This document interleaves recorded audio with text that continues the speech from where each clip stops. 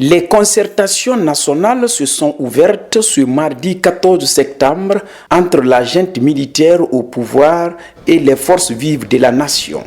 Les travaux de ces concertations qui doivent définir la ligne de conduite de la transition ont commencé par les partis politiques. Ils sortent tous avec une lueur d'assurance de bâtir une nouvelle Guinée. Nous avons écouté le colonel Doumbouya qui a exposé son point de vue sur les raisons pour lesquelles ils sont entrés dans cette nouvelle phase et la volonté qu'il avait d'en sortir par le haut.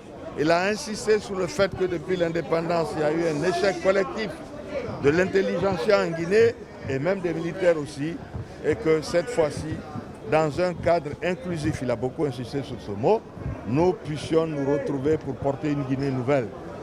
Vous pensez bien qu'au niveau des partis politiques, j'ai été le premier à prendre la parole, nous avons apporté notre soutien à cette démarche. Et je dois dire que nous allons déposer à notre niveau un mémo avec le FNDC dont fait partie l'UFR et le PDN et le modèle.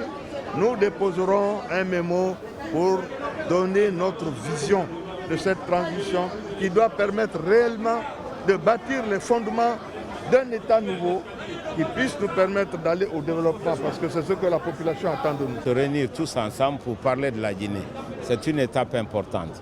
Le président de la transition est venu dire ce qu'il attend de la classe politique guinéenne, l'aide pour qu'on ait une transition pacifique.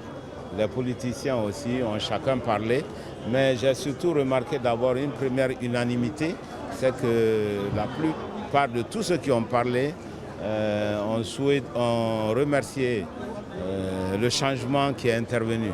Tout le monde le sait, la liberté avait commencé à être vraiment bâillonnée en Guinée, puisque le professeur Alpha Condé malheureusement s'est battu pour un troisième mandat qui était illégal, qui était illégitime. Et pour cela, il a foulé au pied la Constitution. Maintenant, il faut revoir tout cela ensemble. Et à mon avis, en tout cas, comme je l'ai dit, il faut qu'on soit d'accord sur l'objectif de la transition. D'abord, la mission de la transition, c'est-à-dire restaurer un état de droit. Notre objectif, c'est d'arriver à des élections libres et transparentes. Mais pour cela, il faut mettre en place des institutions. Nous pouvons retenir que l'opportunité est là, elle est à prendre. Pour que nous la prenions, il faut que le système disparaisse. Et pour que le système disparaisse, il faut que nous travaillions tous à implémenter la rupture. Et cette rupture ne